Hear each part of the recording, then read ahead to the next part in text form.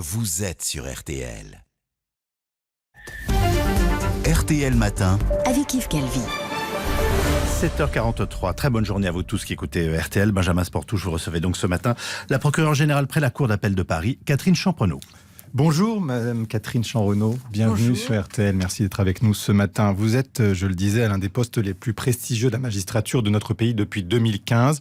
Vous réclamez des peines au nom des Français. Votre voix compte donc dans ces moments où votre profession est sous le feu des critiques. Mais avant d'y venir, l'actualité du jour, c'est bien sûr l'agression dont a été victime le président hier. Est-ce que c'est révélateur pour vous d'une société de plus en plus violente qui n'a plus peur de ses autorités et notamment de sa justice ? Certainement, puisque on s'attaque à la personne du président de la République par un geste extrêmement agressif et extrêmement humiliant en même temps. Et c'est vrai que symboliquement, porter la main sur le chef de l'État, élu démocratiquement, c'est, je dirais, une rupture dans le respect de l'autorité, oui. Alors, dans l'absolu, les auteurs présumés risquent 3 ans de prison et 45 000 € d'amende, mais sans antécédent. Eh bien, ce qu'on se dit ce matin, c'est qu'ils risquent de sortir avec une petite peine. Ça serait la loi, mais est-ce que ce serait compréhensible ? Alors, quand on juge, bien sûr, on appréhende à la fois la gravité des faits et puis la personnalité de l'auteur. S'il a des antécédents, effectivement, il risque une peine plus importante que si c'est un primo-délinquant. Oui. Mais c'est vrai que le geste est symboliquement inadmissible, très, très, très fort, très agressif, même si le président de la République a voulu le banaliser tout en le dénonçant d'ailleurs.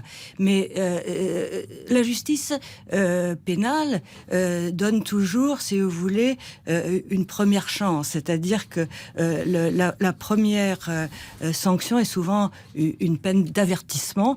Et comme vous le savez, la peine d'emprisonnement doit rester, au terme de la loi, exceptionnelle. Peine d'avertissement, dites-vous, mais justement, ceux qui nous écoutent, pour eux, c'est aussi révélateur de ces incivilités du quotidien, de ces violences aux personnes qui, vous le savez, augmentent et gâchent la vie des Français au quotidien. Et ça reste parfois sans sanction, sanctions symboliques. Est-ce que vous comprenez ce ressenti ? Est-ce qui nourrit la défiance vis-à-vis de la justice ? Alors écoutez, vous savez, nous avons un baromètre dans la justice pénale qui s'appelle le taux de réponse pénale. Notre taux de réponse pénale, c'est-à-dire par rapport aux affaires poursuivables, c'est-à-dire avec des auteurs identifiés et des preuves suffisamment fortes pour poursuivre un individu, on donne des réponses. Et donc on a en France un taux de réponse de 90%. Donc il est faux de dire que les individus ne sont pas sanctionnés. Simplement, ils ne sont pas forcément poursuivis. Il y a ce qu'on appelle les alternatives aux poursuites, qui peuvent être des stages de sensibilisation, qui peuvent être du travail d'intérêt général, qui peuvent être une peine d'amende.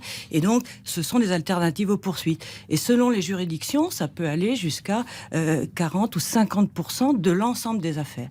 Et les affaires poursuivies sont les affaires qui sont relatives soit à des faits très graves, soit à des faits qui sont commis par des multirécidivistes. Mais nul doute que dans cette affaire, il me semble qu'il y aura des poursuites.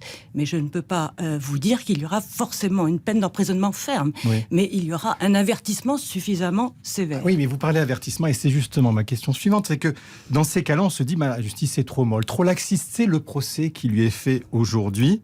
Et vous dites, Catherine Champrenault, je vous ai lu hier dans Le Monde et je suis tombé de ma chaise ou presque, la faute au ministre de la Justice si notre justice est trop laxiste, parce qu'elle nous demande de limiter au maximum l'incarcération. C'est tout le contraire du message qu'on a au quotidien.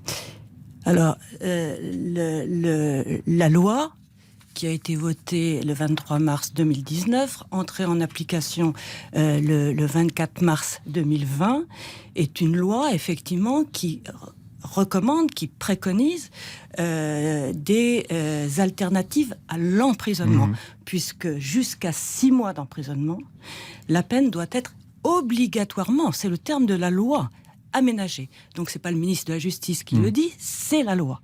Et donc effectivement, on nous préconise d'éviter les courtes peines d'emprisonnement. Pourquoi ? Pour 2 raisons essentielles. Premièrement, parce que les prisons sont surpeuplées et que effectivement on considère que nous n'avons pas les conditions forcément idéales pour pratiquer la réinsertion à l'intérieur des murs. Ça, c'est une donnée, et on peut dire en cela que la France ne s'est pas dotée d'un parc pénitentiaire suffisant.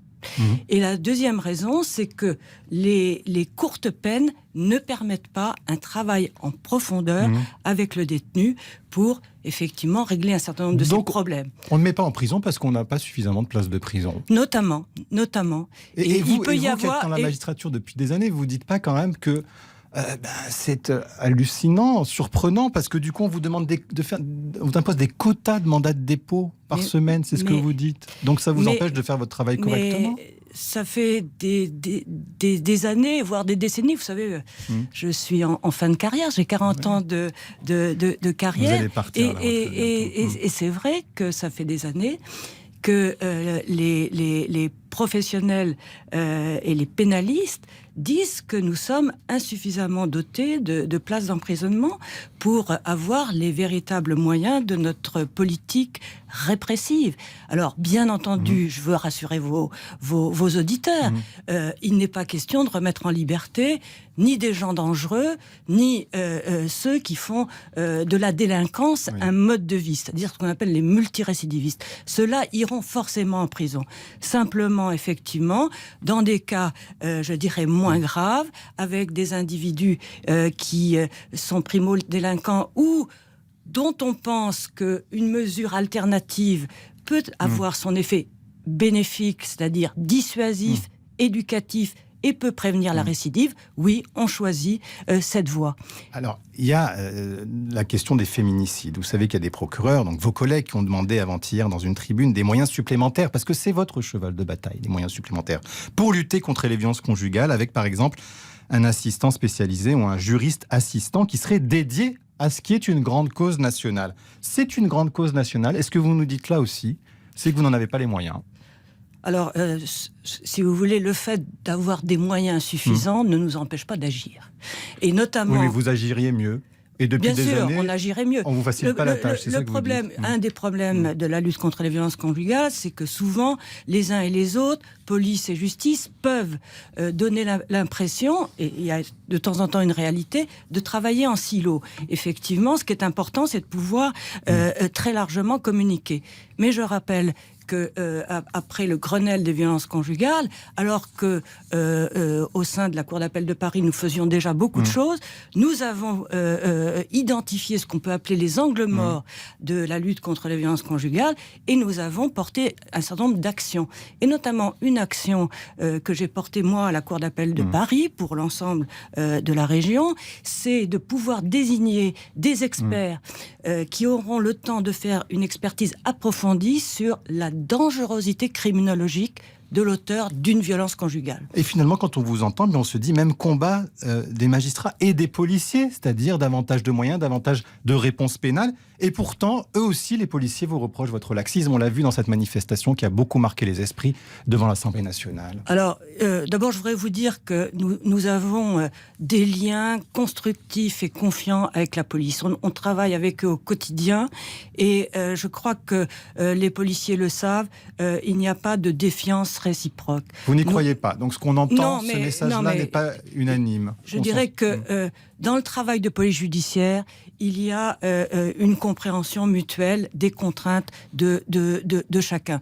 Ce qui est vrai, effectivement, c'est que la police peut avoir le sentiment que nous n'incarcérons pas suffisamment des individus qui peuvent apparaître soit dangereux, soit sur une pente de récidive. Et vous êtes d'accord avec eux là-dessus, si je comprends bien ? En partie, il y a une certaine réalité, puisque je vous le dis, nos moyens de jugement déjà sont limités. C'est pour ça que j'ai pu dire effectivement qu'on ne pouvait pas faire autant de comparutions immédiates que l'on souhaitait.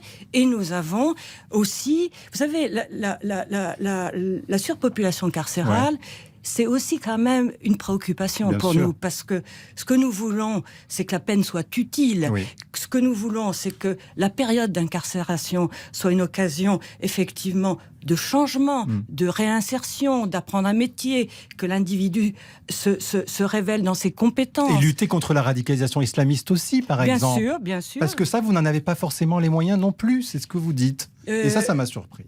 Parce que vous avez demandé un binôme psychiatre-psychologue pour mener des expertises approfondies. Ça fait 4 ans que vous menez ce combat, vous ne l'avez pas gagné. Je suis près de le gagner, je pense, parce que nous venons d'avoir un message de la chancellerie qui va dans ce sens.